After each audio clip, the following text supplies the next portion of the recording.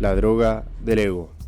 No todas las sustancias te desconectan del mundo. Algunas te convencen de que lo dominás. Te hacen creer que podés con todo, que sos imparable. No te apaga, sino que te enciende. No te adormece, te exalta. Te hace sentir más rápido, más lúcido, más capaz. Como si por un instante fueras la mejor versión de vos mismo. Pero hay algo que claramente no te está diciendo. Y es que ese yo que crece y crece y crece, muchas veces es el primero en caer. Dicho por muchos, el verdadero demonio blanco de las sustancias. Bienvenidos a Pharmakon. Hoy vamos a hablar de uno de los mayores flagelos sociales en el mundo. Hoy vamos a hablar de la cocaína. Origen, de lo ritual a lo químico. La historia de esta sustancia no empieza en un laboratorio, sino que empieza en la naturaleza, más precisamente en los Andes. La hoja de coca fue durante siglos y actualmente también lo sigue siendo una herramienta de trabajo, de resistencia al cansancio, al dolor, al hambre, al frío, a los malestares físicos, gastrointestinales, etc. Tenía contexto, tenía sentido, tenía límites. No era una evasión, sino que era una adaptación al medio. Pero cuando en el siglo XIX el alcaloide se logró separar de la planta, todo cambió. La sustancia se separó de la cultura y se volvió otra cosa diferente. Y verás que nuevamente la magia del Pharmakon aparece entre nosotros. Pasó de ser ritual a ser mercancía, de ser una herramienta a ser un símbolo. Se utilizó en medicina como un anestésico local. Se comercializó en vinos, tónicos, elixires, etc. Incluso hubo figuras influyentes que la consumían y promovían. Uno de estos casos fue el de Sigmund Freud, quien describiría la sustancia como algo casi milagroso. Claro que en ese contexto no se conocían sus efectos a largo plazo. Y así empezó a circular en las grandes esferas de poder, en donde la imagen lo es todo, como por ejemplo lo que sería hoy la política, la farándula. Pero terminó atravesando todos los estratos sociales, con las consecuencias nefastas que se ven hoy en día. Cerebro, dopamina y convicción. ¿Qué ocurre a nivel cerebral? Y acá presta mucha atención, porque esta sustancia es simple y es brutal. Bloquea la recaptación de dopamina, noradrenalina y serotonina. Es decir, esto explicaría la sintomatología que se tiene relacionada a lo que es motivación, el estado de ánimo y el estado estimulante que genera. Pero de las tres, la más importante es la dopamina. Al bloquear la recaptación de dopamina, significa que hay más dopamina circulando, por lo tanto, más motivación y recompensa. Es como presionar el botón una y otra vez. Recordá que la dopamina no es placer, sino que es motivación, búsqueda, impulso. La genera una acumulación masiva de dopamina en el sistema mesolímbico, que ya lo hemos hablado en episodios anteriores. No solamente es euforia, sino que es convicción de que todo está bien, de que todo es posible, de que estás por encima de todos. No te aleja del mundo, sino que te hace creer que estás en el centro. Duración, pico y caída. Ese estado tiene un problema, y es la duración. Dura muy poco, aproximadamente entre unos 30 a 45 minutos o incluso menos, dependiendo de la vía de consumo, ya sea nasal, es decir, esnifado, fumado o intravenoso. Después del pico viene la caída, y suele ser muy brusca. Acá aparece el verdadero problema de lo que sería la adicción. No solamente es la intensidad del efecto que siente la persona, sino que es el contraste. El cerebro no solo busca sentirse bien, sino que busca también dejar de sentirse mal. Por lo tanto aparece ansiedad, irritabilidad, vacío existencial. No es precisamente la euforia lo que te atrapa, sino que es la caída y sobre todo la culpa. Esto es parte de lo que es la neurobiología de la adicción.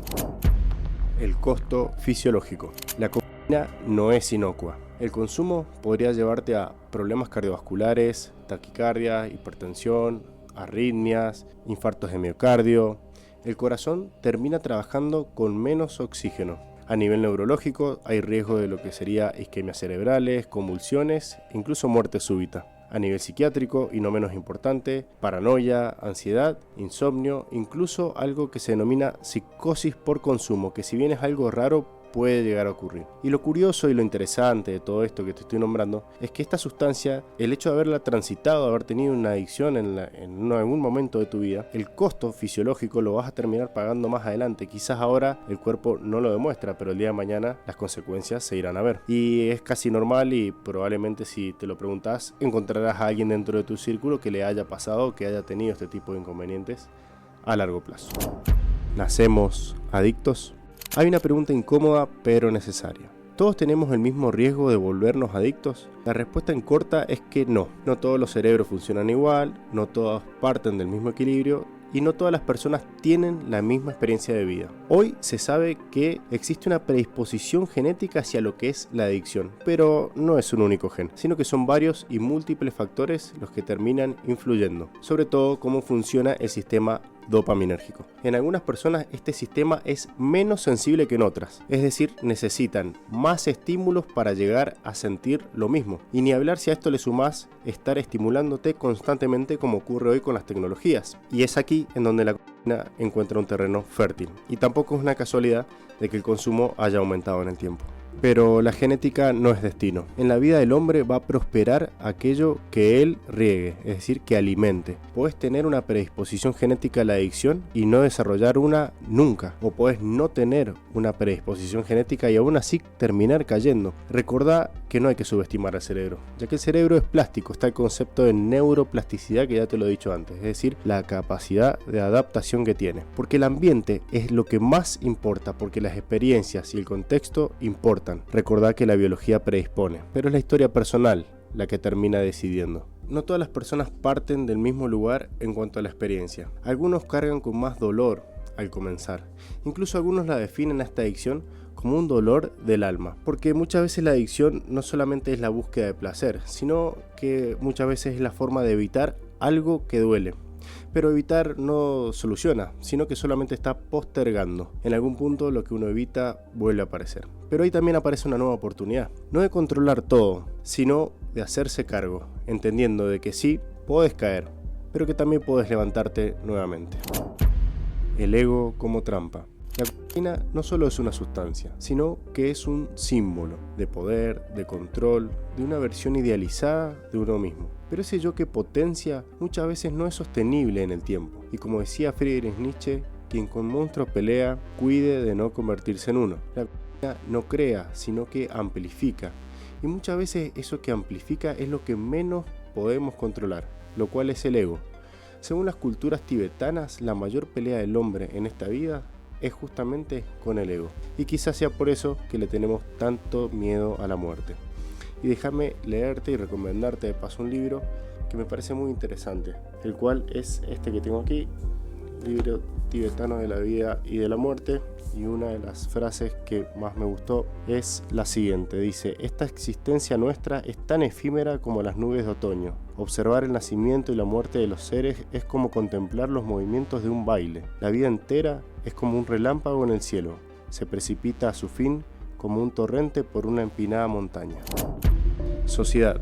Misma sustancia, diferentes realidades. El dinero que mueve el narcotráfico con esta sustancia es absurdo. Es tanto el poder que muchas veces llegan a meterse en diferentes estratos políticos, dando lugar a lo que se denominan narcoestados, que lamentablemente en Latinoamérica estamos bastante acostumbrados a escuchar esta palabra. Atraviesa todos los estratos sociales, donde el poder se asocia a lo que es el rendimiento, la imagen y el control, pero también está en contextos más vulnerables, en donde se lo encuentra de una forma más degradada, más impura y sobre todo más tóxica. Hay diferentes grados de pureza en lo que hace a la cocaína y se utilizan sustancias de corte como lo pueden ser el levamisol, la lidocaína, cafeína, bicarbonato, entre otros. De hecho, hubo un caso muy particular en Argentina que recordarás, el cual fue la cocaína contaminada con carfentanila, lo cual tuvo muchas víctimas fatales. Obviamente, todas de estratos sociales bajos. Pero lo que tienen en común todos los estratos sociales es que todos buscan sentirse más,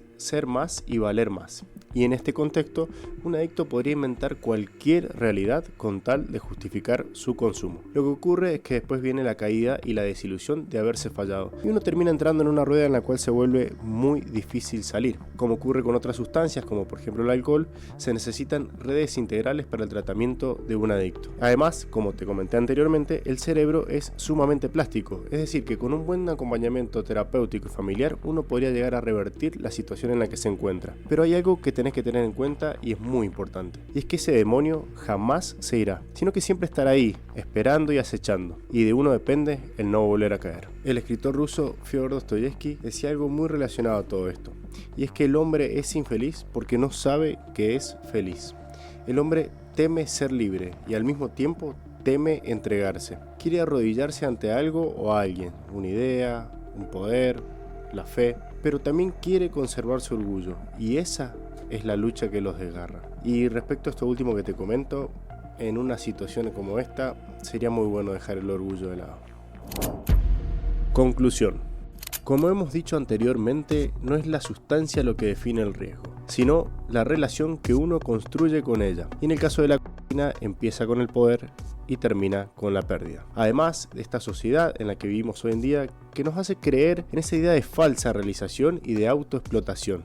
Nos pone una zanahoria delante la cual nunca llegamos a alcanzar. Y en esto hay personas que eligen rendir más con sustancias complejas como lo son la cocaína. O simplemente algunos deciden dejar de sentir o escapar de la realidad. La pregunta que te voy a dejar hoy es: ¿qué crees que puede ocurrir si alimentás al ego como en una sustancia como esta?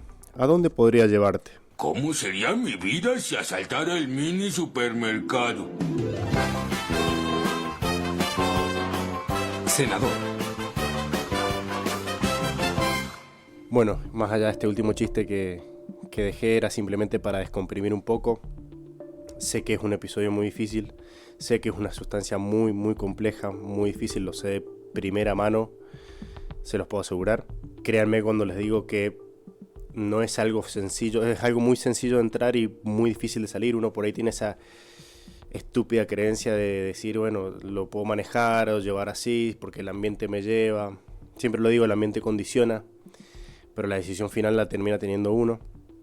Y por ahí uno se cree de que tiene como la facilidad para alargar las cosas, y el hombre, el humano es un animal muy complejo, y no subestimen al cerebro. El cerebro suele ser muy cabrón, y más en estas cosas, en este tipo de sustancias. Hay peores, obviamente, a lo que refiere a nivel de adicción, pero al menos esta es realmente lo que ha generado en esta sociedad en donde yo vivo, en mi país, que es Argentina. Hoy en día se ve, y hablo desde mi punto de vista también de mi trabajo, está absolutamente en todos los estratos y relacionado a todo lo que es nefasto en la sociedad, ahí está metido. Por eso no por nada es el demonio blanco, y van a escuchar mucha gente que lo dice porque realmente es así. Así que dejarles este último mensaje, y también quería dejar algo muy importante que se me ocurrió para poderlo hacerlo más visual, porque más allá de que yo les explique los mecanismos neuroquímicos de la adicción, la fisiopatología, etc., quería dejar mi correo electrónico, el cual va a aparecer aquí abajo, que es Pharmacon, que es PH al principio, ¿no? Pharmacon.cienciafilosofia@gmail.com. Invitar a alguien que lo esté peleando o esté en esa situación en donde no sabe cómo salir, o que lo haya ganado, para contar su experiencia y cómo fue todo ese proceso. Obviamente yo se los leería desde el anonimato, no le estoy pidiendo datos de nada. Sé que es algo difícil, pero sé que podría llegar a ayudar a muchísima más gente de todo el mensaje que yo les dejo sobre lo que comenté de la droga del ego. Nada, creo que va a ser muchísimo más valioso el aporte de alguien que realmente lo haya transitado, a lo que yo les pueda llegar a dejar acá hoy como algo desde un punto de vista más científico, si se quiere, más filosófico, más histórico. Así que bueno, está esa invitación abierta. Para mí sería un placer leerlo, sin lugar a dudas. Y dejar un último mensaje para alguien muy muy especial para mí, y decirle que estoy convencido de la lucha que lleva adelante con esto. Sé lo difícil que es, pero tengo el convencimiento de que vas a poder, sin lugar a dudas, sobrepasarlo. Con esto y con todo lo que vos quieras hacer con tu vida. Espero hayan disfrutado este episodio. Ha sido largo, pero bueno, no quería dejar estos mensajes finales por todo el trasfondo que tiene. Nos vemos en el próximo episodio. Muchas gracias.